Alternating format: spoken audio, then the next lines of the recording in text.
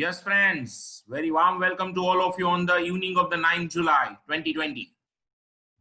Yesterday, we have seen a point called consideration, essential element of a valid contract called consideration.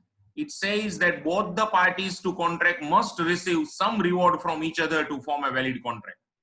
X gives rupees 20 to stationery merchant and receives one cello pinpoint pen from him. Here rupees 20 is a consideration for stationery merchant and pen is a consideration for X. One more point, that is the previous slide. Consideration means quid pro quo. Quid pro quo means something in return. Both the parties must receive something in return from each other to form a valid contract. If the consideration is flowing from one side and not from the other, then the agreement is void ab initio. As per section 25 of the Indian Contract Act, an agreement without consideration is void ab initio. In this section aptly says that no consideration, no contract. No consideration, no contract. No consideration, no contract. બરોબર, class હોત તો હું તમને બોલાવત, આપણે નારો લગાવત, નો consideration એટલે તમારે કહેવાનું નો કોન્ટ્રાક્ટ. પણ હવે અત્યારે હજી ઘરે કોક સૂતું હશે એટલે આપણે એને જગાડવું નથી અત્યારમાં. બરોબર? યા બોલો Krisa ગટેચા. From form mean એપ્ટલી mean એપ્ટલી એટલે યોગ્ય રીતે, ફોર્મ એટલે સ્વરૂપ. અહીંયા ક્યાં આવ્યું ફોર્મ? ફ્રોમ આવ્યું, ફોર્મ આવ્યું ક્યાંય તો મને ખબર નથી, દેખાતું નથી અત્યારે. યા તો આવું છે. બરોબર? એપ્રોપ્રિએટ, હા, એપ્ટલી એટલે એપ્રોપ્રિએટ, યોગ્ય. તો કન્સિડરેશન નો પોઈન્ટ ક્લિયર થયો. પછી કાલે મેં તમને એક એક્ઝામ્પલ આપેલું. આજે મારું આ પાવરપોઈન્ટ નું વર્ઝન બદલી ગયું, નવું આવી ગયું છે, તો થોડીક વાર લાગશે.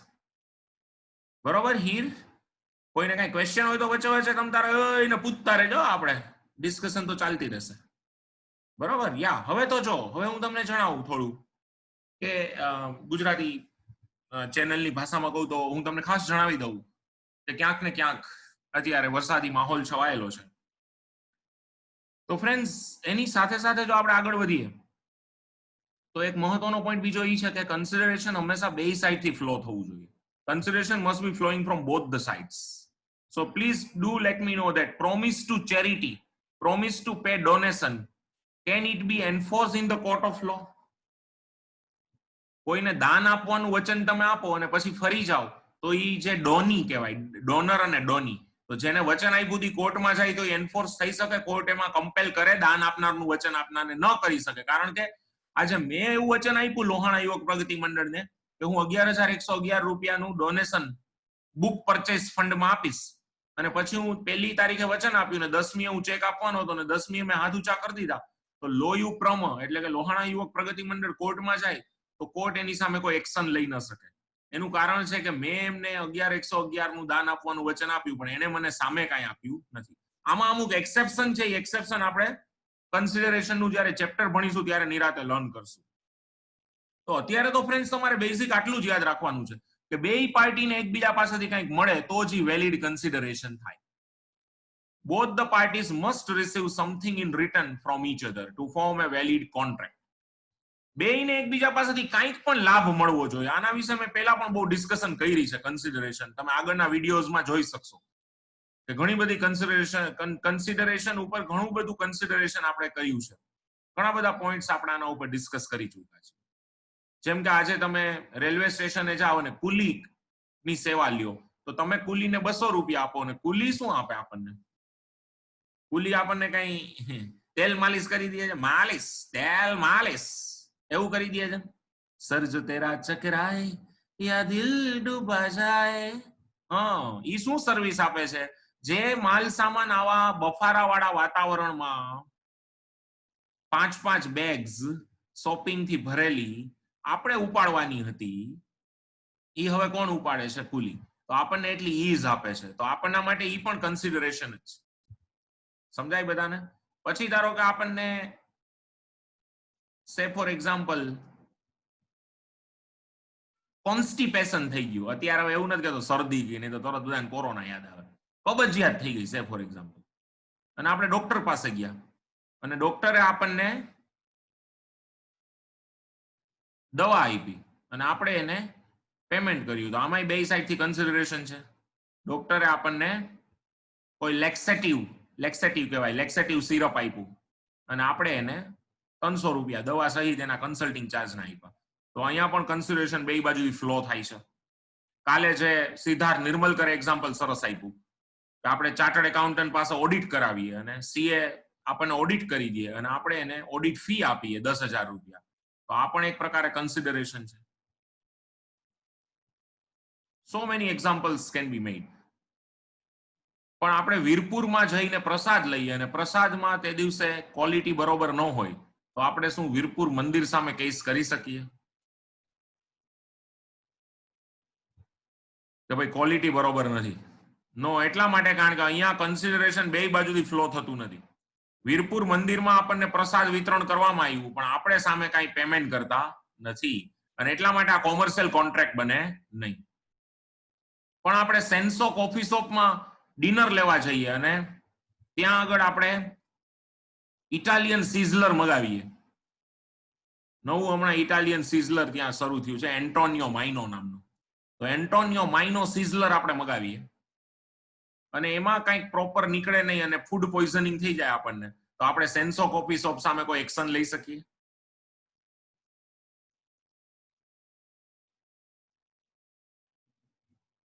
તો આ વસ્તુ છે કારણ કે ત્યાં આપણે પૈસા દઈને એન્ટોનિયો માઇનો સિઝલર ખાધું છે એટલા માટે. Is it fine everyone? તો આ રીતે તમે વિચારો ફ્રેન્ડ્સ. જો વન સાઇડેડ ફ્લો થતું હોય તો ઈ કોન્ટ્રાક્ટ બનશે નહીં, એગ્રીમેન્ટ વોઇડ એબ ઇનિશિયો કહેવાશે. પણ બે બાજુથી જો કન્સિડરેશન ફ્લો થતું હશે તો જ ઈ વેલિડ પ્રોપર કોન્ટ્રાક્ટ બનશે. This is the point to be noted, my lord. Please. હવે એમાં થોડાક આગળ વધીએ. આજે એક નવો પોઈન્ટ લઈએ.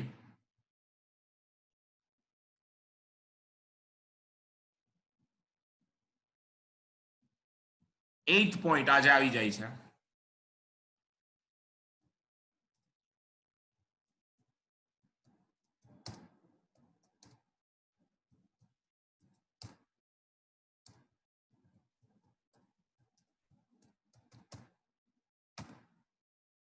Legality of object and consideration.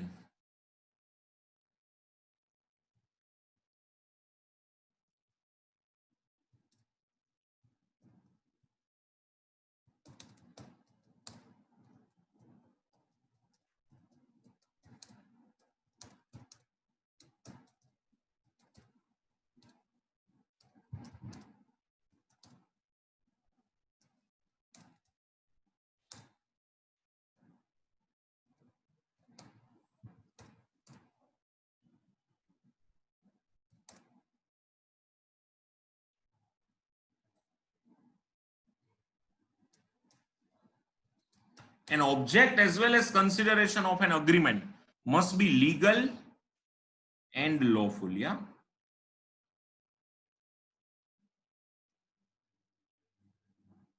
An agreement with illegal or unlawful object or consideration. Object એટલે હેતુ, consideration એટલે તો વળતર, ઈ તો તમને ખબર જ છે. is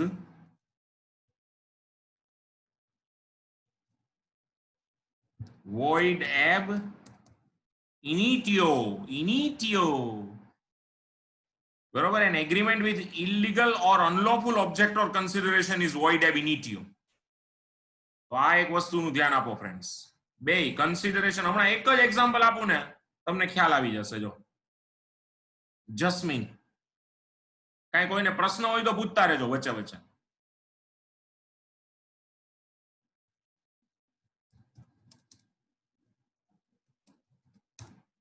X puts a proposal to Y that if you will kill Z,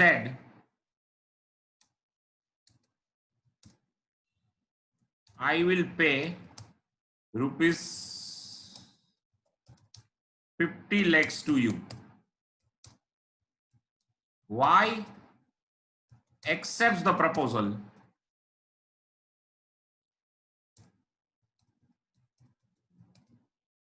an agreement takes place,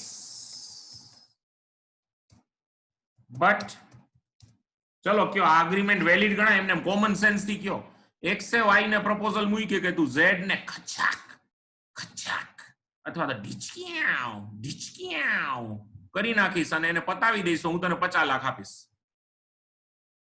common sense થી તમે ના પાડો તો મેં તમને કરાયું નથી હું સતત કહું છું કે આખો કોન્ટ્રાક્ટ એક જેનામાં કોમન સેન્સ હોય ને એને ઈઝીલી સમજાશે શાંતિથી વિચારો ને તમે તો તમે ડિસિઝન લઈ શકશો કે આમાં શું થાય ખાલી તમને ઈ ખબર પડે છે અત્યારે હું તમને ઈ ભણાવી રહ્યો છું કે આ તમારામાં જે કોમન સેન્સ છે ને એવું કાયદામાં પ્રોવાઈડ કર્યું છે બોલો એટલું જ મારે ખાલી ડિસ્કવર જ કરવાનું છે કોઈ ઇન્વેન્શન આપણામાં કરતા જ નથી સિમ્પલમાં સિમ્પલ એક્ટ છે આ કોન્ટ્રાક્ટ એક્ટ ખાલી જે કાંઈ પણ તમને ઇંગ્લિશ લેંગ્વેજ ને રિલેટેડ થોડાક ઇસ્યુઝ થશે એનું પણ આપણે એક નિરાકરણ કાઢશું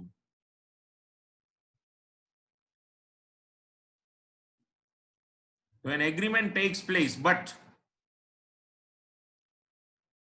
the object, આનો હેતુ અનલોફુલ છે અને કન્સિડરેશન અનલોફુલ છે. Object as well as consideration of this agreement is illegal, and as a result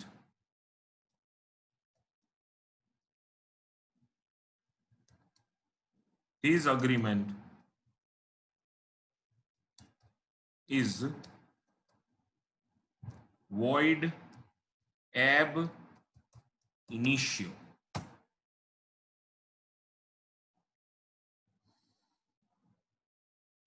As a result, this agreement is void ab initio. બોલો જો ક્લિયર થાય છે both must be legal means object and consideration both must be legal, then and then only the agreement will be valid. Yeah, this is the very simple point. You know, આ એક બધામાં જોવાનું તમને હું example બનાવતો જાવ અને તમે મને કહી શકો કે આ વેલિડ છે કે ઇનવેલિડ.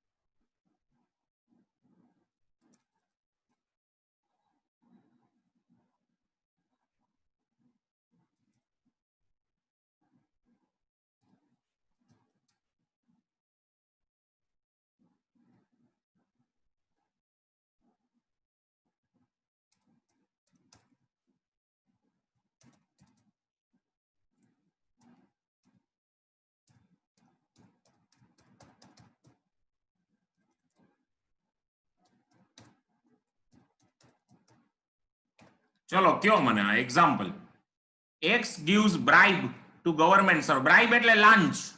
ગવર્નમેન્ટ સર્વન્ટને લાંચ આપી અને ગવર્નમેન્ટ કોન્ટ્રાક્ટ સિક્યોર કરવા માટે તો શું છે આ સરસ ગણાશે પ્રોપર ગણાશે? Is it clear?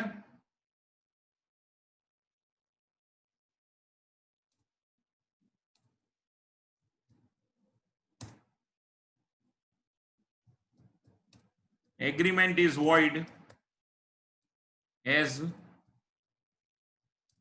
object is unlawful અથવા તો illegal જે કયો ઈ.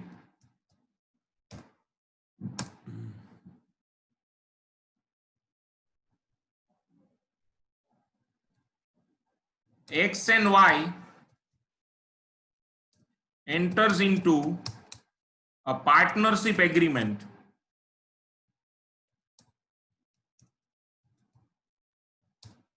to open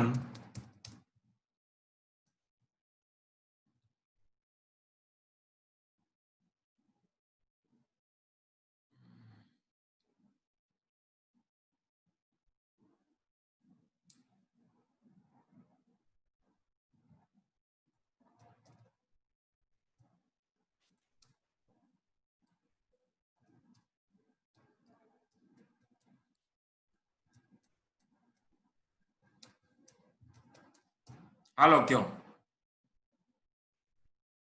બોલો ચાવડાભાઈ, એડ્રેસ જોઈ છે વાઇન શોપ નું? લીગલ કે illegal?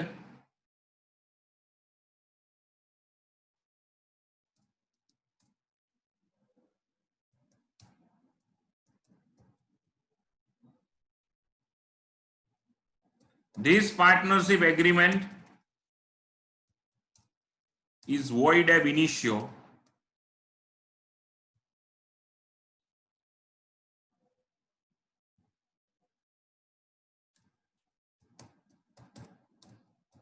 as object is illegal. આમાં હેતુ ખોટો છે. બનાવું બીજા એક્ઝામ્પલ ગરમા ગરમ કે સમજાય છે બધાને? પ્રાઇમરી સમજાય જાય એટલે ઘણું ફ્રેન્ડ્સ, આટલું અત્યારે આટલી ખબર હોય તો ઘણું જ. પછી આખું ચેપ્ટર છે legality of object and consideration, અને લાંબી ડિસ્કશન. ટૂંકમાં તમે જે એગ્રીમેન્ટ કરો એમાં કન્સિડરેશન જે હોય ને લીગલ હોવું જોઈએ. કન્સિડરેશન ઇલીગલ હોય અથવા તો ઓબ્જેક્ટ ઇલીગલ હોય કે અનલોફુલ હોય તો અગ્રીમેન્ટ જે છે એ વોઇડ એબ ઇનિશિયો થાય. મેઇન વસ્તુ એ છે. આજે તમે આપણે બે વચ્ચે જે એગ્રીમેન્ટ થયું, બોલો અલય, બોલો. ના ના સર, આમાં ટચ થઈ જતું હતું એટલે થઈ જતું. અરે કોઈ વાંધો નહીં બેટા, જલસા કર, ડોન્ટ વરી. તો કેવું થાય? यस पंकज कुमार की आवाज में बोलिए पंकज जी, क्या कहना चाहते हैं आप? इलीगल અને ઇનવેલિડ બંને એક કહેવાય? ઇલીગલ ને ઇનવેલિડ બંને એક નો કહેવાય. એટલે આમ એક કહેવાય ખરા, આમ એક નો કહેવાય. એટલે હું તને એક જ સેન્ટેન્સમાં કહું ને, all illegal are invalid but all invalid are not illegal. All illegal are invalid but all invalid may not be illegal. તને એક જ એક્ઝામ્પલ આપું. એગ્રીમેન્ટ વિથ માઇનોર કે શું થાય? એગ્રીમેન્ટ વિથ માઇનોર શું થાય?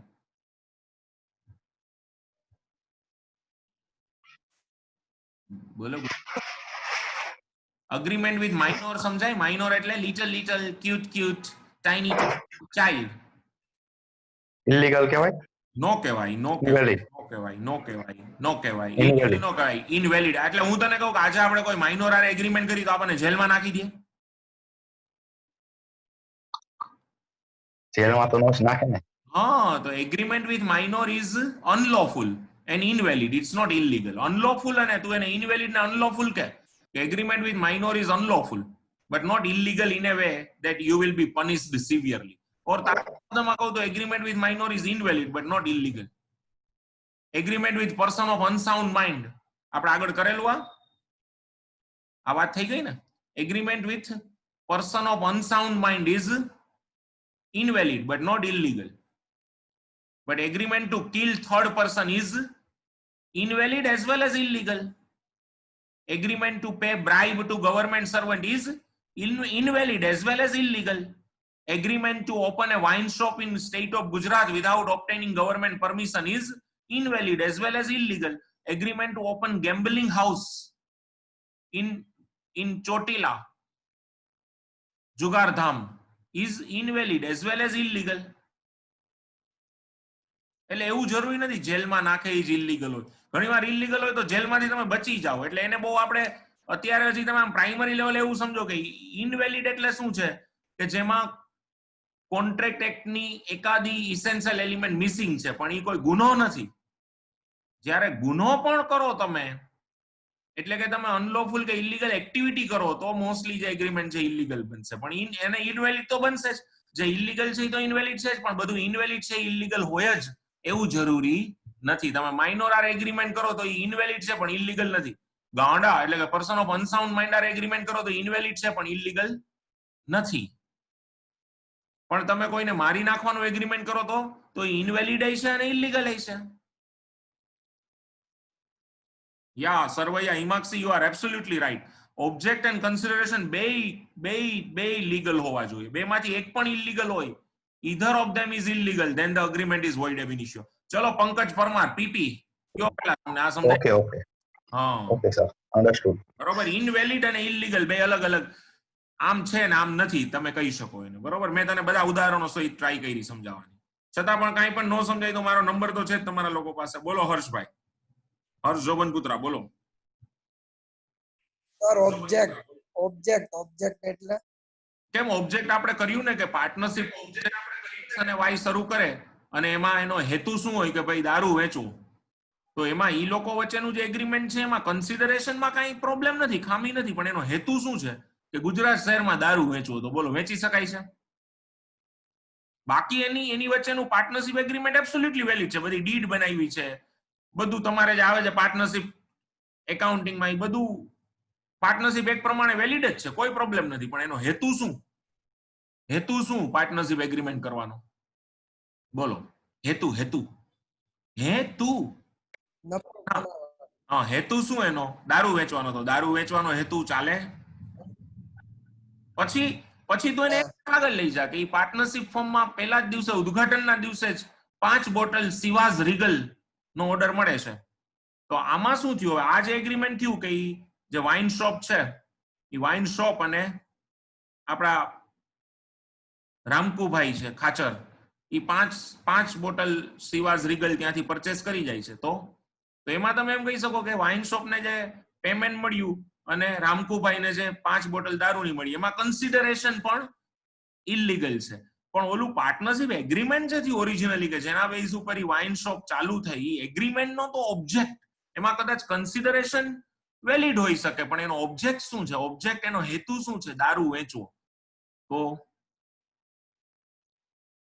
it's not proper, it's invalid as well as illegal, and so agreement is void ab initio. Okay, object વિશે હજી હું ઘણું કહી શકું તમારે જાણવું હોય તો, બાકી તો આનું આખું ચેપ્ટર છે એમાં આપણે નિરાતે ડિસ્કસ કરીશું, પણ અત્યારે બેઝિક્સ તમારે જે જાણવું છે ને હું કહી રહ્યો છું તમને. બાકી આઈ કેન આમ દૂધનું દૂધ ને પાણીનું પાણી કરી દઉં. પછી સમજાવું જો કે ભાઈ એક્સ વાય ને ઝેડ ત્રણેય ભેગા થઈને રાજકોટના પાદરમાં બસંત બહાર રિસોર્ટ છે. એ બસંત બહાર રિસોર્ટમાં એનો ફાર્મ હાઉસ છે, એમાં જુગારધામ ખોલે. તો એક્સ અને વાય અને ઝેડ, એક્સ વાય અને ઝેડ ની જે પાર્ટનરશિપ ડીડ કરીને પાર્ટનરશિપ એક પ્રમાણે સ્ટ્રિક્ટલી બનાવી, એમાં કાંઈ ઇલીગાલિટી નથી, એબ્સોલ્યુટલી પ્રોપર છે. પણ એમાં બિઝનેસ જે કરવાના છે શું કરવાના છે? તો કે જુગારધામ. તો એનો હેતુ, એનો મૂળભૂત ઓબ્જેક્ટિવ શું છે? તો કે ઈ જ ઇલીગલ છે, ઓબ્જેક્ટ જ ઇલીગલ છે, એટલે આખું પાર્ટનરશિપ એગ્રીમેન્ટ વોઇડ એબ ઇનિશિયો થઈ જાય કોન્ટ્રાક્ટ એક્ટ પ્રમાણે. બોલો આવું છે. એટલે ઓબ્જેક્ટ અને કન્સિડરેશન વચ્ચે બહુ થીન લાઇન ઓફ ડિફરન્સ છે. જનરલી બે એક જ હોય, તમને બે વચ્ચે ડિફરન્સ નહીં લાગે, પણ થોડોક સ્લાઇટ ડિફરન્સ બે વચ્ચે છે. જેવા એક્ઝામ્પલ હું લેટર ઓન તમને બનાવી આપીશ એડવાન્સ લેવલે, કે જેમાં આપણે ઓબ્જેક્ટને અલગ કરી દેશું ને કન્સિડરેશનને અલગ. પણ અહીંયા બહુ જરૂરી છે કે both must be legal. Object as well as consideration both must be legal. બરોબર? બોલો તો હવે આ પોઈન્ટમાં હવે કઈ ક્વેરી હોય તો કયો મને. પછી એમાં છે ને સેક્શન 23, ઓબ્જેક્ટ મીન્સ જેના માટે એગ્રીમેન્ટ થયું હોય, ને કન્સિડરેશન મીન્સ, હા પણ હીર બેટા એવું છે કે એમાં ઘણીવાર છે ને બે એક સરખું જ લાગે તમને, કારણ કે કન્સિડરેશન અને ઓબ્જેક્ટ બે આમ ઓલમોસ્ટ તમને સિમિલર. હું તમને એક એક્ઝામ્પલ આપું, ચલો તમે બરોબર સાંભળજો. એક્સ જે છે ને, એક્સ આમાં હું લખતો નથી એક્ઝામ્પલ અત્યારે, બહુ ટાઈમ લાગશે એમાં પછી, એટલે આપણે સમજી લ્યો. તમે બધા જ શાંતિથી કાન સરવા કરીને સાંભળજો, ને પછી રેકોર્ડ તો થાય જ છે, એટલે તમે પાછું પણ સાંભળી શકશો. X, a person, Mr. X, who is a businessman, very well known businessman, is on the verge of becoming insolvent. X જે છે ને એ નાદાર થવાની અણી ઉપર છે. એને ખબર પડી ગઈ છે કે હવે ગમે ત્યારે આપણે નાદાર થઈને કરણસિંહજી બાલાજી એ લાઈનમાં જ બેસવાનું. ટૂંકમાં હાલત બહુ ખરાબ છે એક્સ ની, નાણાકીય હાલત બગડી ગઈ છે. તો આવતા 6 મહિનામાં ગમે ત્યારે ઇન્સોલ્વન્સીની પિટિશન ફાઇલ કરે. હવે તમને ખબર છે કોઈ વ્યક્તિ ઇન્સોલ્વન્ટ બને તો એને એની બધી અસેટ્સ હોય ને, એની જેટલી અસેટ્સ હોય ને એ બધી કોણ લઈ લે ખબર છે? એના ક્રેડિટર્સ લઈ લે કે કોઈ બીજું લઈ લે? કોઈ કહેજો, વ્યવસ્થિત આન્સર આપજો આનો. ઇફ એની પર્સન બીકમ્સ ઇન્સોલ્વન્ટ તો એની અસેટ્સ નું શું થાય?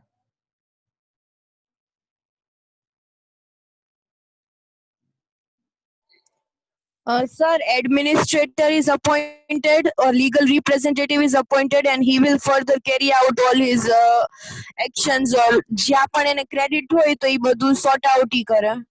Very good. એટલે એનો મતલબ એ થયો કે એની બધી જ અસેટ્સ જે છે ને, ઇન્સોલ્વન્ટ ની બધી જ assets government appointed official receiver કે ઓફિશિયલ અસાઇની કહેવાય, એના હાથમાં વહી જાય. એ બધું હાથમાં લઈ લે અને પછી ઓલાને તો ત્યાં રવાના કરી દે, એ તો હવે છૂટો થઈ ગયો.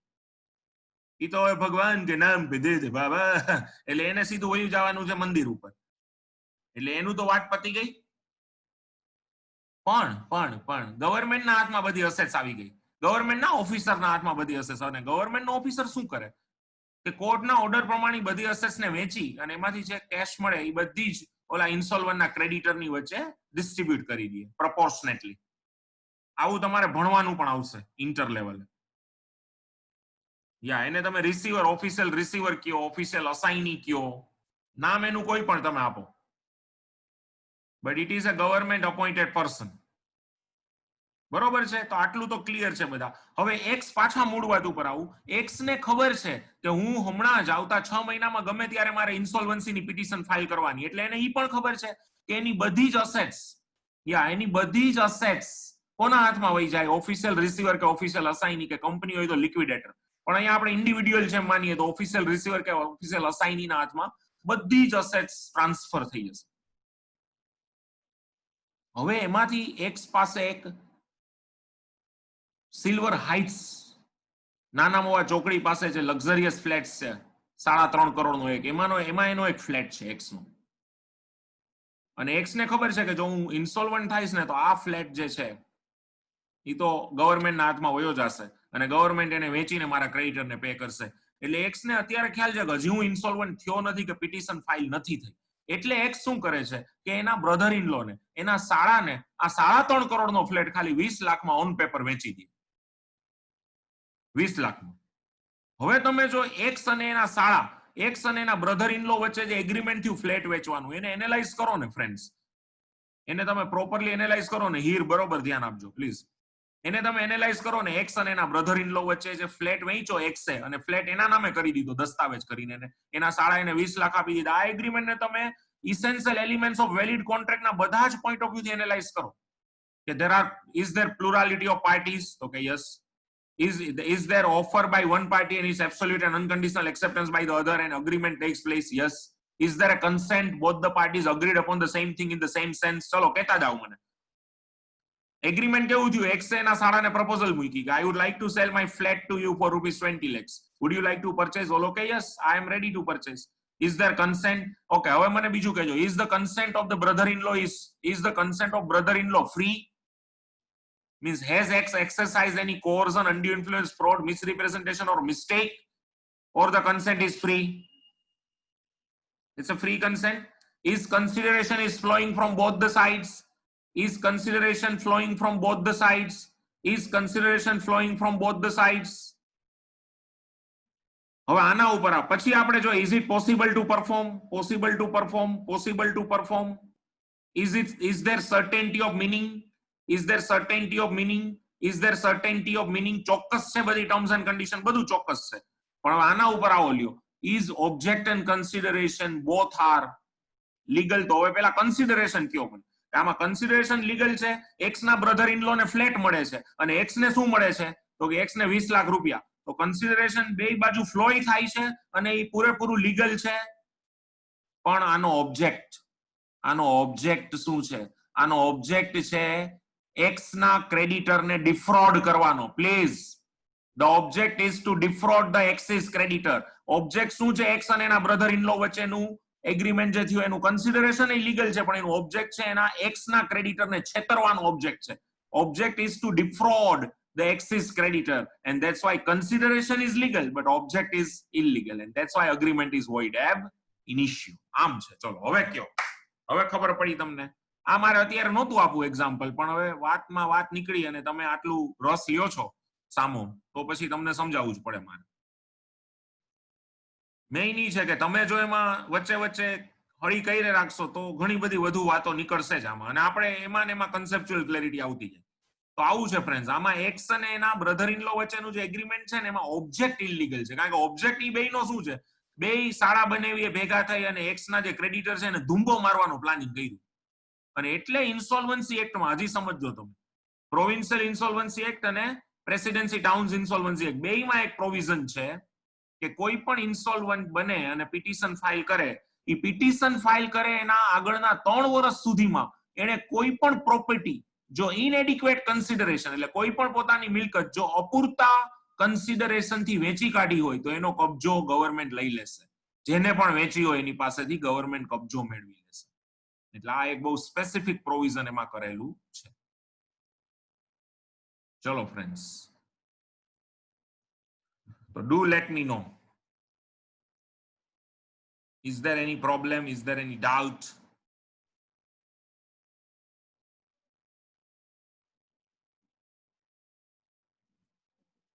Fine. તો હવે આમાં એગ્રી બધા કે ઓબ્જેક્ટ અને કન્સિડરેશન બે લીગલ હોવા જોઈએ. બે માંથી એક પણ જો ઇલીગલ હોય તો એગ્રીમેન્ટ વોઇડ એબ ઇનિશિયો. એટલે એગ્રીમેન્ટ બને પછી તપાસવાનું કે એનો હેતુ શું છે, એગ્રીમેન્ટ શા માટે કર્યું અને બે પાર્ટીને સામસામું શું મળે છે. આ બે વસ્તુ કાયદેસરની હોવી જોઈએ, લીગલ હોવી જોઈએ, અધરવાઇઝ એગ્રીમેન્ટ વોઇડ એબ ઇનિશિયો બનશે. That's it.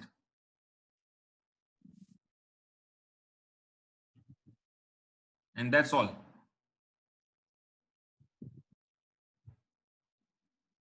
તો હવે આગળ વધીએ friends.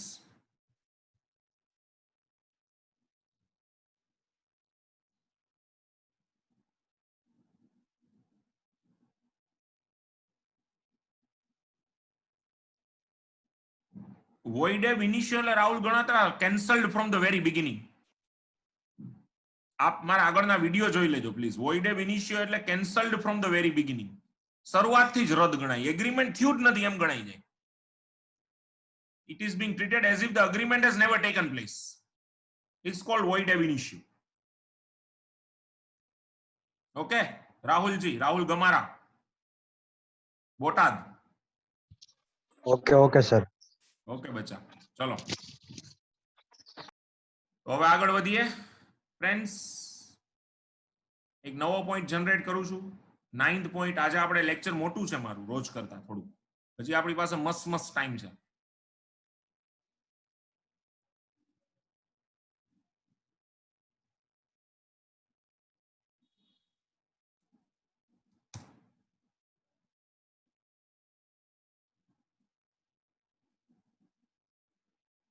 Legality of object and consideration is over. Now let us move forward and એક નવો પોઈન્ટ લઈએ.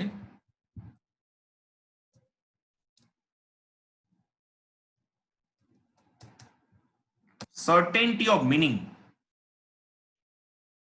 certainty એટલે ચોક્કસતા. જે એગ્રીમેન્ટમાં જે ટર્મ્સ અને કન્ડિશન્સ આપવામાં આવે ને ઈ ચોક્કસ હોવી જોઈએ. whatever the terms and conditions that the court in agreement must be certain or capable of being certain. That is very very necessary to form a valid agreement. એટલે આજે હું ઓજેપા સરને એમ કહું કે I would like to sell my gold i10 car to you at any price ranging between 2 to 3 lakhs. Then this is not a valid offer, understand? And even if Ojafa sir accepts the same, it will not create a valid agreement. Because at what is the price of the car, that is not certain. કારણ કે મેં offer કરી કે મારે મારી gold i10 તમને 2 લાખ કે 3 લાખ, 2 થી 3 લાખની વચ્ચે એકાદો ફિગર આપણે નક્કી કરી લેશું, એમાં વેચવી છે. તો કે ભલે હાલો મારે લેવી છે. તો એગ્રીમેન્ટ થયું પણ એગ્રીમેન્ટ વોઇડ એબ ઇનિશિયો છે, કારણ કે પ્રાઇસ સર્ટેન નથી. એમાં પ્રોબ્લેમ થઈ શકે એમ છે. Price is not certain and it will create problem later on. બોલો વેદ. યા પ્લીઝ. એટલે આવું છે ફ્રેન્ડ્સ, સર્ટેનિટી હોવી જોઈએ, કાંઈ અસ્પષ્ટ ચાલશે નહીં. બરોબર? શું થાય, કોનો મીનિંગ? હેડિંગનો. હેડિંગનો કયો હેડિંગ? આ હેડિંગ સર્ટેનિટી ઓફ મીનિંગ એટલે સર્ટેનિટી એટલે ચોક્કસતા. ચોક્કસ એટલે મીનિંગ સ્પષ્ટ હોવું જોઈએ. કોનું? તો કે ટર્મ્સ એન્ડ કન્ડિશન્સ જે ઓફરમાં આપે ને એ સર્ટેન હોવી જોઈએ, અથવા તો capable of being certain, capable of being made certain. કાં તો ચોક્કસ હોવી જોઈએ અથવા ચોક્કસ કરી શકવા પાત્ર હોવી જોઈએ. અધરવાઇઝ જે છે એ એગ્રીમેન્ટ છે લેટર ઓન કદાચ બનશે તો પણ એ વોઇડ એબ ઇનિશિયો ગણાશે. આવું એ કહેવા માંગે છે. ઓકે, હવે હું એના બનાવું થોડાક એક્ઝામ્પલ, પણ પહેલા આપણે નવી મીટિંગ જોઈન કરો, કારણ કે આમાં 1 જ મિનિટ હવે બાકી છે. એટલે I urge you, request you to kindly join the new meeting. Later on we'll move forward with the further points.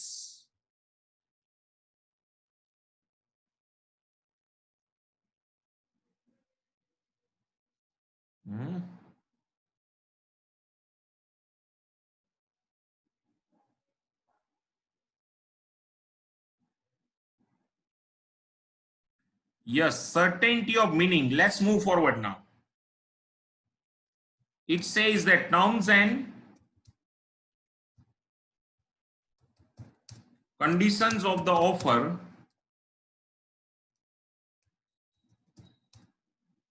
are अथवा तो must be certain or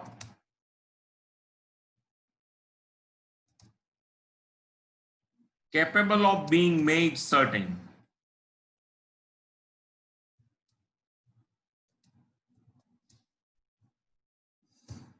એટલે એમ કહે છે કે ટર્મ્સ એન્ડ કન્ડિશન કાં તો સર્ટેન હોવા જોઈએ અથવા તો સર્ટેન કરી શકાય એવા હોવા જોઈએ.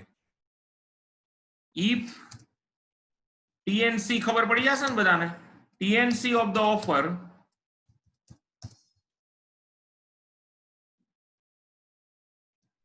આર વેગ, VHUE, વેગ એટલે અસ્પષ્ટ, અસ્પષ્ટ, જે સ્પષ્ટ ન હોય તેવું એને વેગ કહેવાય ઇંગ્લિશમાં. Are you talking very vague, you know, weird પણ કહેવાય, પણ અહીંયા વેગ બરોબર છે. If terms and conditions of the offer are vague or ambiguous એટલે ભૂલ ભરેલું. આપણે કહીએ ને ambiguity, ambiguity એટલે ભૂલ, ભૂલ મિસ્ટેક ઉપરાંત એક શબ્દ છે ambiguity, એના એટલે ભૂલ, અને એના ઉપર શબ્દ આવ્યો ambiguous. ambiguous એટલે ભૂલ ભરેલું. If terms and conditions of the offer are vague or ambiguous, the offer, and if such offer, અથવા તો આપણે એમ જ રાખીએ terms and conditions of the, હું પહેલેથી છે ને કારણ કે ઓફરમાં પણ આવશે જ આ જ પોઈન્ટ, પણ let me be very clear right from the beginning, અને આપણે અહીંયાથી એમ જ રાખીએ agreement must be certain or capable of being certain. અત્યારે એ રીતે લ્યો તમે એને. If terms and conditions of an agreement or of an agreement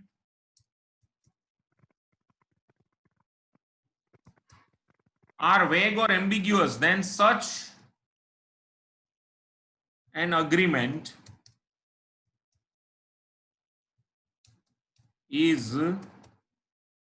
void ab initio, એટલે cancelled from the very beginning. That's it. X puts a proposal to Y that I would like to sell. Bolo. My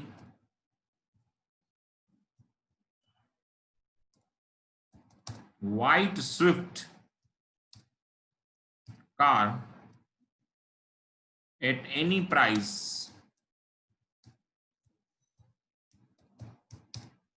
ranging from 3 to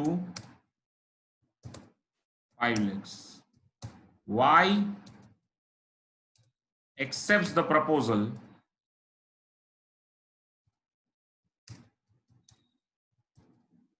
an agreement takes place, but here agreement is void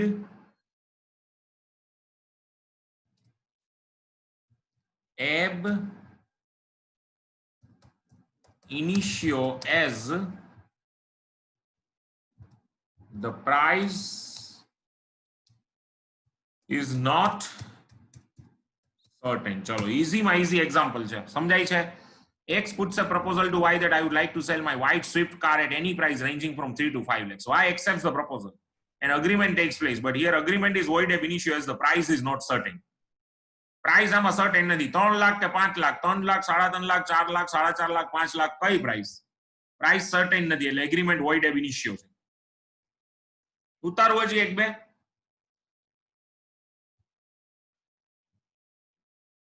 બોલો દીપ Gadara, Tankara.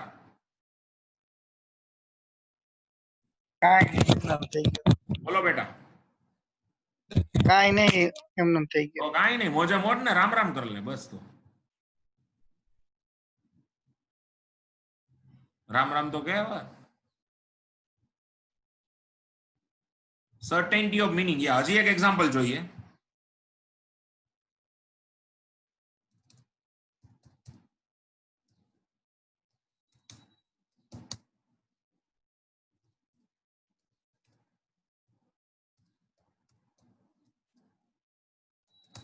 X is a dealer of multiple types of oil.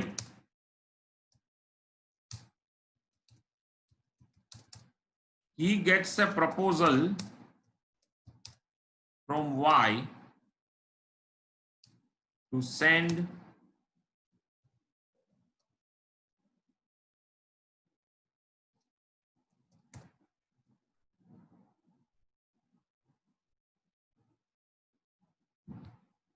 hundred liters of oil for rupees 1 lakh. X accepts the proposal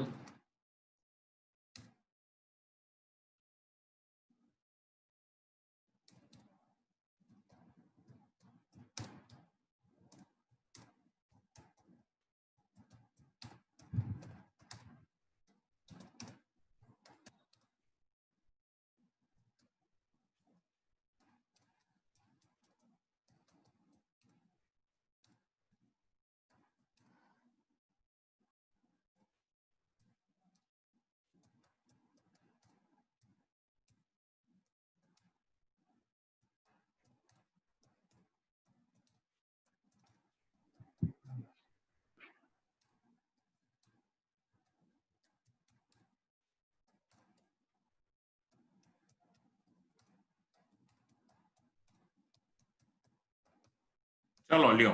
X is a multiple types of X is a dealer of multiple types of oil. અલગ અલગ પ્રકારના ઘણા બધા તેલ વેચે છે અને Y ને તેલ લેવા ગયો તો Y એમ કીધું કે મને 100 લીટર તેલ આપો, હું તમને 1 લાખ આપીશ. X એ પ્રપોઝલ એક્સેપ્ટ કરી લીધી, પણ કયું તેલ ઈ નક્કી નથી, કારણ કે X તો બધા પ્રકારના તેલ વેચે છે. He is dealing in groundnut oil, in cottonseed oil, in sesame oil, in sunflower oil, in coconut oil. બધા જ પ્રકારના તેલનો ધંધો કરે છે. મગફળીનું તેલ, કપાસિયાનું તેલ, સૂર્યમુખીનું તેલ, ટોપરાનું તેલ, પામ ઓઇલ, પામ ટ્રીનું તેલ, બધા જ પ્રકારના તેલ એક્સ વેચે છે. જે કયો ઈ. તો વાય એને ઓફર મૂકી કે સેન્ડ 100 liters ઓફ ઓઇલ, પણ which ઓઇલ ભાઈ? અચ્છા, હવે આમાં થોડોક બદલાવ કરું કે X is a very well known dealer of a single type of oil. Okay, X is a very well known dealer of single type of oil. Only one type of oil that he sells, and he gets a proposal from Y that send 100 liters of oil for 1 lakh, and X accepts the proposal. Will the agreement be valid? X એક જ પ્રકારનું તેલ વેચે છે અને એને Y પાસેથી offer મળી કે 100 લીટર તેલ મોકલ અને 1 લાખ રૂપિયામાં, અને X ઈ પ્રપોઝલ એક્સેપ્ટ કરી દે છે, તો શું છે, એગ્રીમેન્ટ વેલિડ ગણાશે? Yes, very good friends. Agreement will be obviously valid. એનું કારણ શું છે? એક જ પ્રકારનું ઓઇલ વેચે છે, કે આખું મગફળીના તેલનો ધંધો કરે છે, રાણી સિંગ તેલ અથવા તો એકા સિંગ તેલ. દોલત ઇન્ડસ્ટ્રીઝ ગોંડલ, ઘર ઘર में जो देखा है सिंग तेल वो एका है. એક જ પ્રકારનું એકા સિંગ તેલ જ વેચે છે. તો ઓલા એમાં એને વાય પ્રપોઝલ મૂકે કે 100 લીટર એકા 100 લીટર સિંગ 100 લીટર તેલ જ, કાંઈ સ્પષ્ટતા નહીં ક્યુ તેલી, પણ 100 લીટર તેલ મોકલો 1 લાખમાં, તો ફિનિશ થઈ ગયું. 1 લાખ જો કે વધી જાય 100 લીટર તેલ માટે, 10,000 માં થાય 100 લીટર તેલ, કારણ કે 20 લીટરના 2000 કે 2300 ની આસપાસ ચાલતા હશે. પણ એનીવેઝ આપણે એક્ઝામ્પલ ખાલી જોઈએ છીએ આ તો અહીંયા ફ્રેન્ડ્સ X જે છે એ એક જ પ્રકારનું તેલ વેચતો હોય અને એને પ્રપોઝલ મળે કે send 100 liters of oil for 1 lakh, and X accepts the proposal. It will create absolutely certain agreement. Is that clear? So certainty of meaning. What is certainty of meaning? The terms and conditions of the agreement must be certain or capable of being made certain. હવે capable of being made certain નું ખાલી એક example તમને સમજાવી દઉં. જો બાકી તમે આટલું આમાં ઇનિશિયલી લખશો ને એટલે ઇનફ છે. કોઈ પણ એક્ઝામમાં આને રિલેટેડ કોઈ ક્વેશ્ચન કદાચ આવે અને if you are suppose to write about certainty of meaning, તો મેં તમને એના 2 પોઈન્ટ્સ અને 2 એક્ઝામ્પલ અત્યારે બનાવી દીધા. Capable of being made certain, કેટલાયને પ્રશ્ન થાય સર એનો મતલબ શું? How can we describe the term capable of being made certain? યા તો એને સમજીએ જો હવે બરોબર. Capable of being made certain સમજો બરોબર. તમે બધા લોકો મનસુખભાઈને ઓળખો છો ને, મનસુખભાઈ સુવાગિયાને, બરોબર? આપણા સૌરાષ્ટ્ર જળ ક્રાંતિ ટ્રસ્ટ અને ગીર ગાય સંવર્ધનનું બહુ જ મોટું કામ કરે છે અને પ્રકૃતિ પ્રેમી છે. આપણે ક્યારેક જો ટાઈમ મળ્યો અને તમે લોકો આપણે સાથે હશું હજી 1-1.5 વર્ષ જેવું તો, અને તો એકવાર ગિરનાર પરિક્રમા કરવા જાવી છે. આપણે દર વખતે સ્ટુડન્ટ્સને આવા ટ્રેક કરાવીએ છીએ. આ કોરોના જાય ને જો થોડીક છૂટ મળે આપણને તો આપણે એકાદો ટ્રેક લેશું નાનો. હમણાં વરસાદ મસ્ત પડી ગયો છે તો મજા આવશે. આપણી એક્ઝામ પતે તમારી જેવી એ પછી આપણે એકાદ વીકમાં જ આવી રીતે જાશું ક્યાં.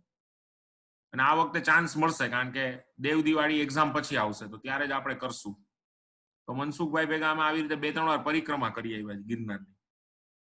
તો એને છે ને જામકા ગીરમાં 50 વીઘા જમીન છે, એટલે બહુ વધારે કહેવાય. એમાં ઈ મસ્ત દર વખતે શિયાળુ પાકમાં ઘઉં વાવે.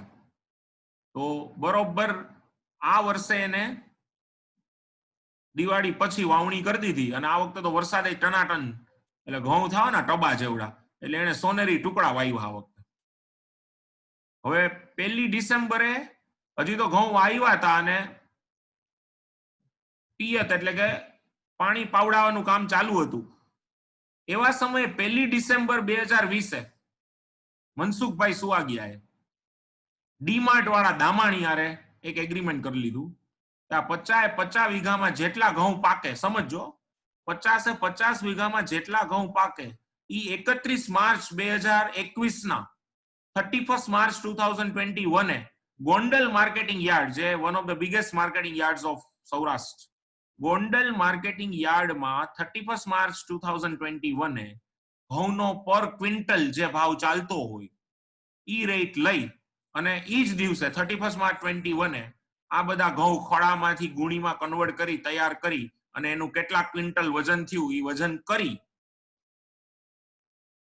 અને દામાણીને આપી દેવાના. રેટ કયું તો કે વજન વ્યવહારે જે થાય 31 માર્ચ 2021 એને મલ્ટીપ્લાઈડ બાય કયો રેટ તો કે rate prevailing at Gondal marketing yard on 31 March 2021 fix per quintal rate ત્યાંથી લઈ લેવાનો. આ એગ્રીમેન્ટ એટલે કે આ પ્રપોઝલ પુટ કરી મનસુખભાઈ સુવાગિયાએ કિશોર દામાણીને 1 ડિસેમ્બર 2020 અને ઈ દિવસે હવે તમે મને કહો 1 ડિસેમ્બર 2020 વેઇટ કે પ્રાઇસ બેમાંથી એક પણ સર્ટેન છે? યસ ઓર નો કયો? વેઇટ ઓર પ્રાઇસ કાઈ પણ સર્ટેન છે 1 ડિસેમ્બર 2020?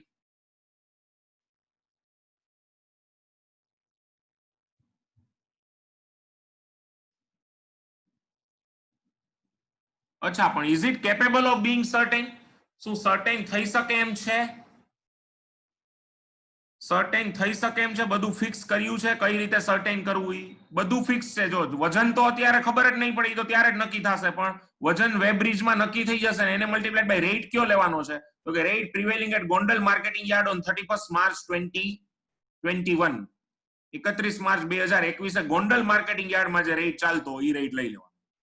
તો yes it is capable of being made certain. તો ફ્રેન્ડ્સ ભલે 1 ડિસેમ્બર 2020 એ કાંઈ પણ સર્ટેન ન હોય પણ આ એગ્રીમેન્ટ વેલિડ છે. Because the agreement is, terms and conditions of the agreements are not certain, but they are capable of being made certain in absolute manner. And that's why the agreement will be treated as valid. That's it.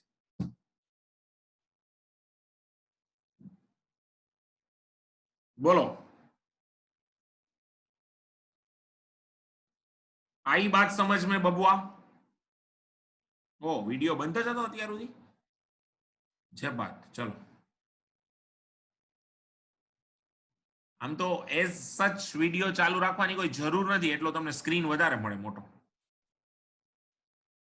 અને મારું ડાચું જોઈને બીજો કોઈ ફાયદો નથી. પણ આ તો તમને એમ થાય કે સામે છે કોક એટલા પૂરતો આપણે ચાલુ રાખીએ છીએ. Yeah, the part of land is also decided. So whatever kilograms of wheat would grow, it's decided about the land. Yeah, that's true. 50 વીઘામાં ના કે મારા બધા ખેતરમાં જે કાંઈ ઘઉં ઉગે ને એ હંધાઈ દામાણીને વેચી દીધા. કિશોર દામાણી. હવે તો એક જ રહ્યું ને ડીમાર્ટ રિલાયન્સ ની સામે. બિગ બજારે વેચાઈ ગયું આખે આખું. હવે ડીમાર્ટ જેથી રિલાયન્સ લે તેની વાત. તો ભાઈ ભારતના રિટેલ માર્કેટમાં કોઈ બીજો કોમ્પિટિટર નહીં રહે.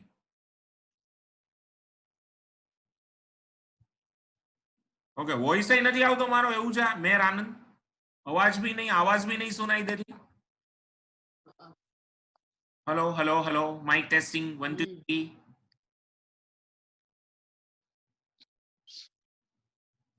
સ્ટાર બાઝાર હીર, સ્ટાર બાઝાર ટાટા નું છે પણ એ ક્યાં ચાલે છે અત્યારે. પણ અત્યારે હમણાં બિગ બજાર નું તો ડીલિંગ થઈ ગયું, ઓલમોસ્ટ ફાઇનલ જ છે હવે. યા તો આવું છે ફ્રેન્ડ્સ. તો હવે આ પોઈન્ટ અહીંયા પૂરો કરું ને હજી એક પોઈન્ટ થઈ જશે આજે. આપણી પાસે હજી લગભગ 15-20 મિનિટનો ટાઈમ છે. આજે ઘણા બધા પોઈન્ટ્સ ક્લિયર થઈ ગયા મને એમ છે. અને કાલે આપણે એવું હશે તો આ પહેલા ચેપ્ટરનું અચ્યુતમ કેશવમ કરી નાખશું. બરોબર ને? પછી નવું ચેપ્ટર ટાઇપ્સ ઓફ કોન્ટ્રાક્ટ એક ચાલુ થઈ જશે આપણે. હવે પહેલું ચેપ્ટર પતે ને પછી સ્પીડ થોડી જનરેટ થાય, કારણ કે થોડુંક તમને ક્લેરિટી આવી ગઈ. આ એક નવો સબ્જેક્ટ છે, પહેલી વાર તમે ભણી રહ્યા છો એટલે મારે કોઈ રિસ્ક નથી લેવું. જ્યાં પણ નો સમજાય ને, પ્લસ મારો નંબર છે બધા પાસે, રાત્રે 9:45 થી 11:30 સુધી હું તમને છૂટ આપું છું. કોઈ પણ હોય મને ખાલી એક વોટ્સએપ કરજો, અને જો 5 મિનિટમાં જવાબ ન મળે તો મને ફોન પણ કરજો. હું રાત્રે જાગતો જ હોઉં છું 11:30 સુધી. તો આઈ વિલ, આપણે ડિસ્કસ કરશું વ્યવસ્થિત બધા પોઈન્ટ્સમાં છે ને ક્વેરી નો રાખતા. It is very much required that all queries must be solved properly. બધી ક્વેરી સોલ્વ થવી જરૂરી છે. યા તો હવે એક મસ્ત પોઈન્ટ લઈ લઈએ, 10th પોઈન્ટ. આમાં કદાચ લીફલેટમાં અને આમાં મારી સિક્વન્સમાં થોડા ઘણા ચેન્જ હોઈ શકે, પણ that doesn't make any difference. એની ચિંતા ન કરતા. એવી કોઈ આમાં થંબ રૂલ નથી, આમ જ લખવાનું. બરોબર? મેર વોઇસ જરાય નો આવતો હોય બચ્ચા, તો તારા ફોનમાં કઈ પ્રોબ્લેમ હશે. જો બધાને તો સંભળાય છે. જો કયો ભાઈ બધા પાછું ક્લિયર થાય છે, નહીં તો હું પાછું રીલોન્ચ કરું આખી મીટિંગ. જો બધાને તો સંભળાય છે બેટા. તારે કઈક પ્રોબ્લેમ હશે ફોનમાં, કઈક સેટિંગમાં કે તું દીપકને કાં ફોન કરી, અત્યારે ફ્રી જ હશે, તને કરાવશે. બરોબર? અથવા પછી આ મીટિંગ પતે એટલે મને ફોન કરતો, હું તને સમજાવું.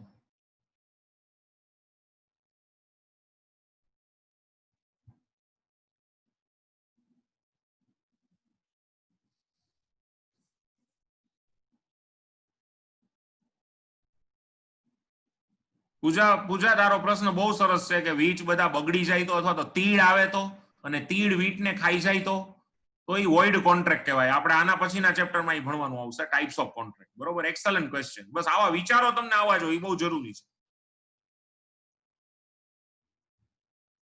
આનંદ, પછી કોઈનો પણ કોન્ટેક્ટ કર દોસ્ત, અને તારો પ્રશ્ન સોલ્વ થઈ જશે. યા ચલો, તો 10th પોઈન્ટ લઉં છું હવે.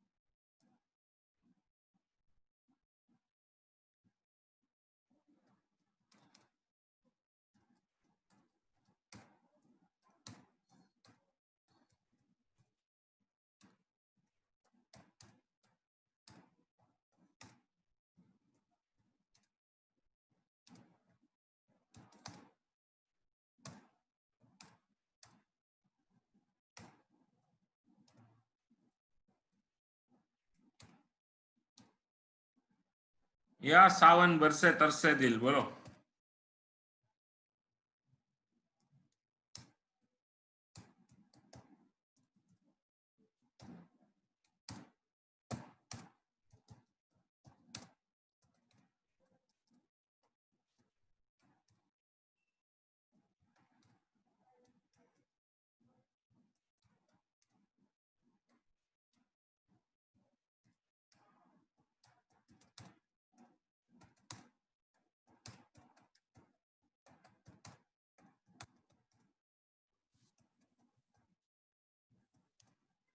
સર્વ રૂપીસ આવે આરે લખાઈ ગયું. અંજી, યા આર એ લખાઈ ગયું રૂપીસ 50 lakhs આવે. ઓકે ઓકે, હા હા.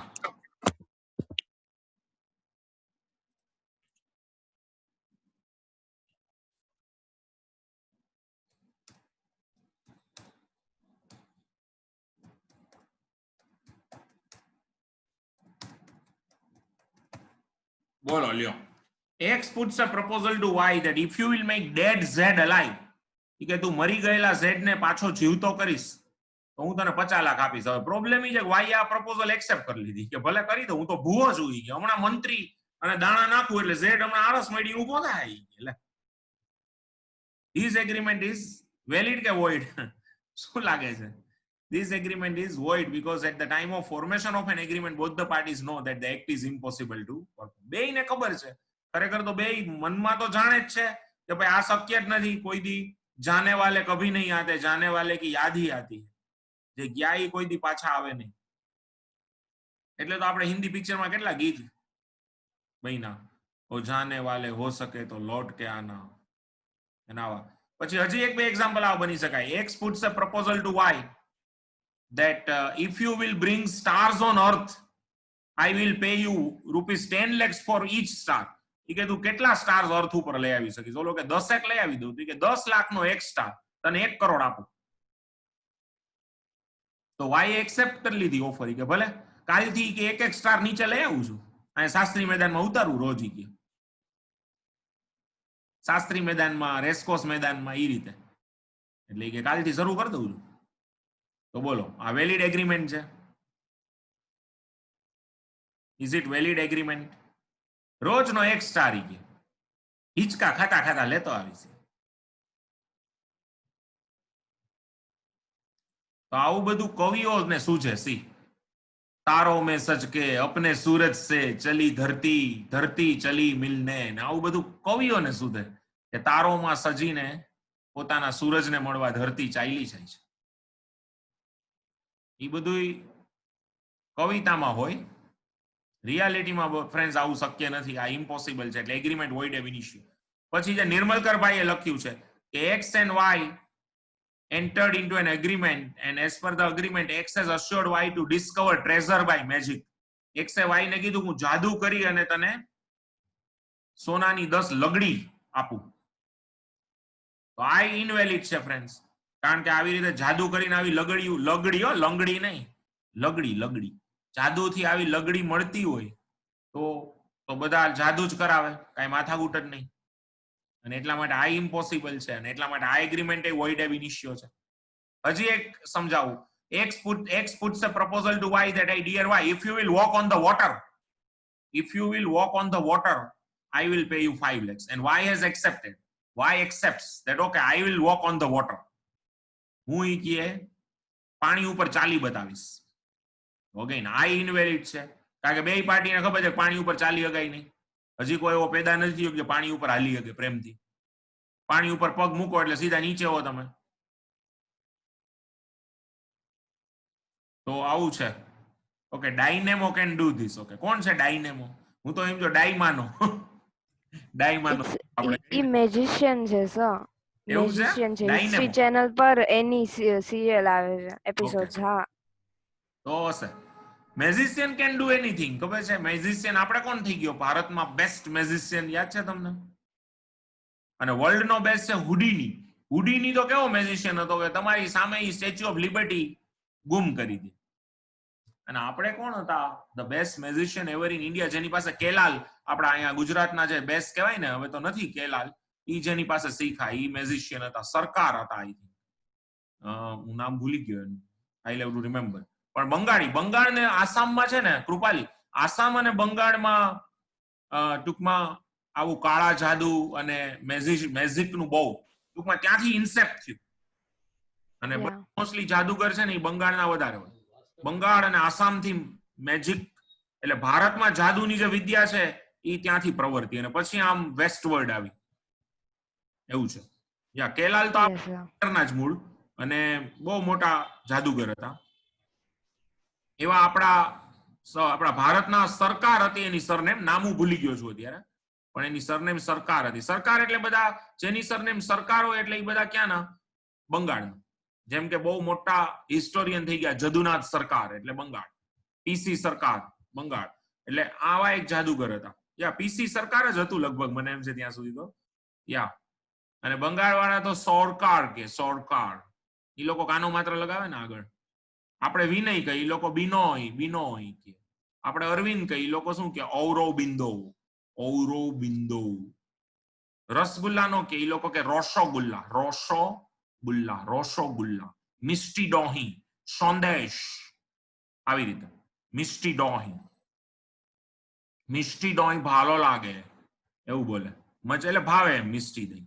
સંદેશ, આપણે સંદેશ કહીએ, સંદેશ એટલે આપણો ટોપરા પાક. આપણે કેમ કે આ ટોપરા પાક છે, હું સંદેશ કરસ, અમે ગુજરાત સમાચાર વાળા છીએ એમ. એ લોકો સંદેશ કે સંદેશ. ચલો યા એનીવેઝ, પણ બંગાળી લોકોએ ઘણું આપ્યું, ખાસ કરીને કલ્ચરલ ઇથોઝ, સાંસ્કૃતિક રીતે બહુ આગળ હતું આપણાથી પહેલાથી પણ, અને ઘણું એને પ્રદાન છે બંગાળનું. ક્યારેક એના વિશે વાત કરશું આપણે. સાહિત્યમાં તો ઘણું, જો હું તમને કહું, તમે બધાએ હવે એક આપણને સારું દુઃખ થાય, પણ હવે કોઈને એમ કહી કે ઓલું ગીત સાંભળ્યું, મન મોર બની થનગાટ કરે,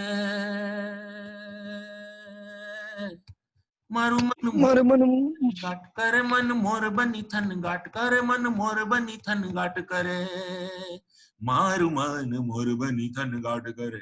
હમણાં તો મજા આવે ને સાંભળવાની ચોમાસામાં તો. મોર બની થનગાટ કરે, કોકને પૂછીને કે કોણ ક્યાંનું ગીત, તો કે ઓલું એક ભંગાર પિક્ચર કઈક આવ્યું હતું હમણાં, ઓલાનું દીપિકા પદુકોણ ને એના હસબન્ડ નું, એનું ગીત છે કે મોર બની થનગાટ કરે, એનું ગીત. હવે એનું ગીત નથી કાકા. આ ગીત કોણે લખ્યું ખબર છે? મોર બની થનગાટ કરે, ખબર છે કોઈને? મન મોર બની થનગાટ કરે, હે મારું મન મોર બની થનગાટ કરે, મન મોર બની. અરે વાહ, રવિન્દ્રનાથ ટાગોર ગીત છે. Yes, excellent. અને ગુજરાતીમાં રવિન્દ્રનાથ ટાગોરે તો બેંગોળીમાં લખ્યું હોય, તો ગુજરાતી કોણે કર્યું? Who translated from Bengali to Gujarati? બોલો. એ સુતા જોમાં ખીલવ, ઉઠો ઉભો થઈ જા. આ વિડિયો બંધ રાખ. હા, ઝવેરચંદ મેઘાણી, ZK મેઘાણી. શું વાત છે સાવન? ઝવેરચંદ કાળીદાસ મેઘાણી. એમ ક્યાં ના હતા ઝવેરચંદ કાળીદાસ મેઘાણી? મૂળ જન્મ ચોટીલા. ચોટીલાના ડુંગરની બાજુમાં પોલીસ લાઈન હતી, એમાં જન્મ. બાળપણ વીતું રાજકોટમાં, પણ મૂળ હતા બગસરા ભાયાણી, અમરેલી પાસે છે બગસરા, ત્યાંના. ઓકે, હિસ્ટ્રી વીક છે, કાંઈ વાંધો નહીં, હું તમારું પાવરફુલ કરી દઈશ હિસ્ટ્રી પણ. આ તો લિટરેચર છે જોકે. અને હજી એનાથી એક સ્ટેપ આગળ, મન મોર બની થનગાટ કરે લખ્યું ખરેખર બંગાળીમાં ટાગોરે, એનું ગુજરાતી ભાષાંતર કર્યું ઝવેરચંદભાઈએ, અને એને કમ્પોઝ કોણે કર્યું? આ જે વર્ઝન જે રામલીલા ગીતમાં મૂક્યું સંજય પીળા, સંજય કાળા ભણસાણીએ, એને કમ્પોઝ કોણે કર્યું?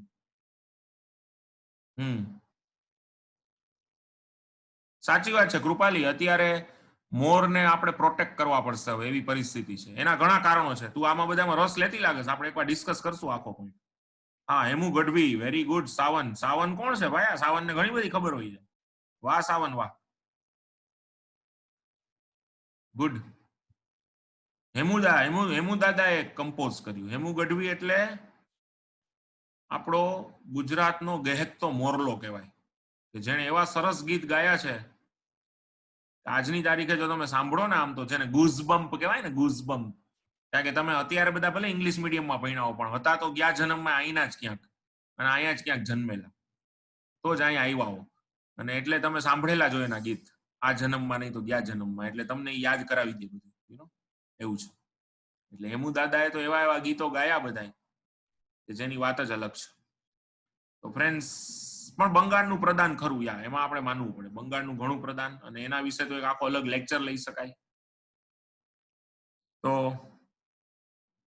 આગળ વધીએ પાછા આપણે. તો આઈ થિંક આટલા પોઈન્ટ્સ ઇનફ છે આજ માટે. આપણે હવે મારે 2 જ પોઈન્ટ ખાલી રહે છે, એટલે કાલે આપણે અચ્યુતમ કેશવમ રામનારાયણમ કૃષ્ણદામોદરમ વાસુદેવમ હરિ થઈ જશે. આ ચેપ્ટર પૂરું થઈ જાય, પૂર્ણાહુતિ થઈ જાય.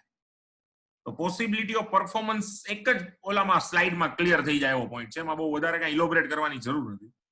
Agreement must be to do such an act which is possible to perform.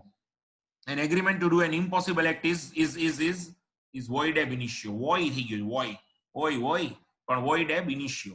X puts a proposal to Y that if you will make dead Z alive, I will pay rupees 50 lakhs to you. Y accepts the proposal. This agreement is void because at the time of formation of an agreement, both the parties know that the act is impossible to perform. That's it.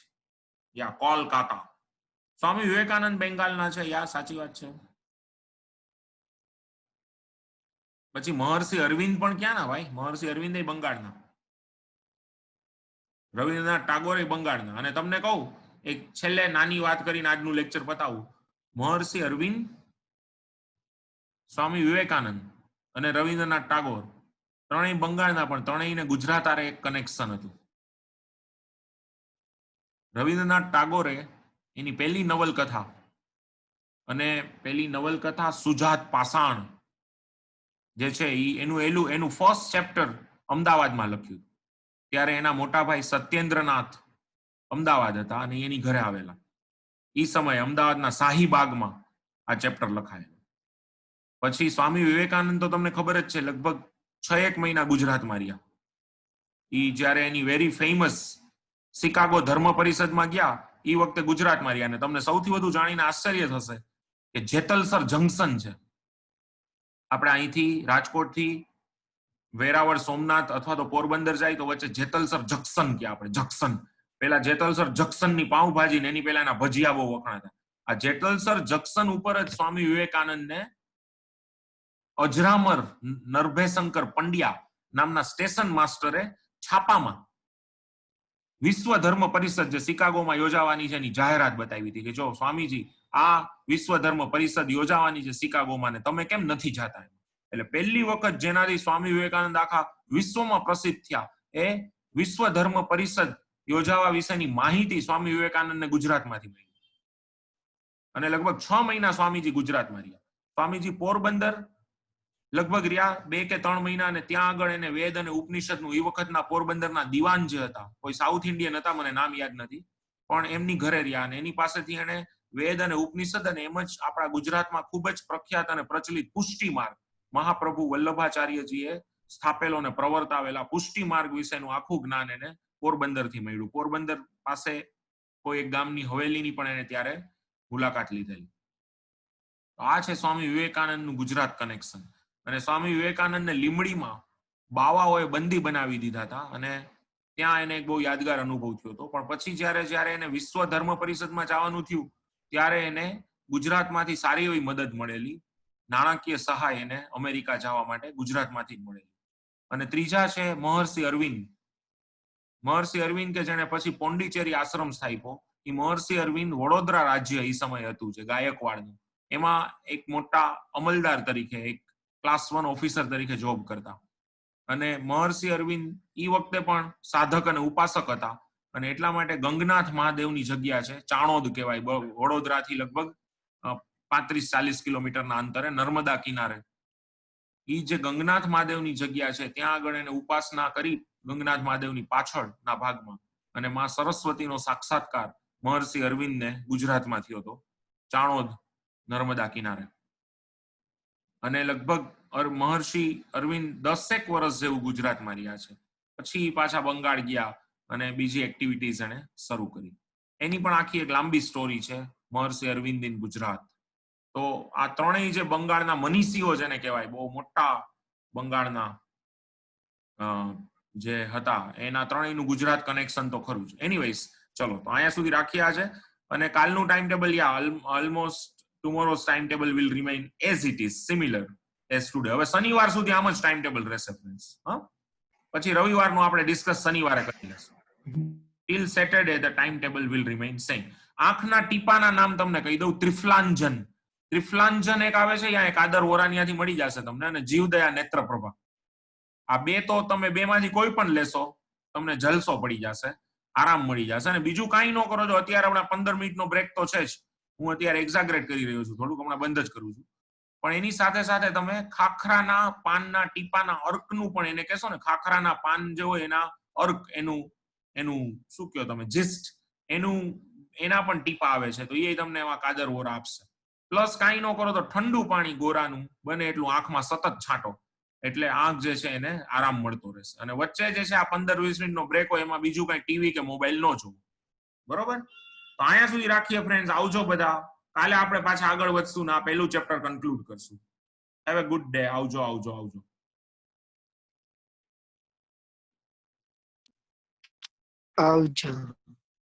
હા, આવજો ને. હારું આવજો.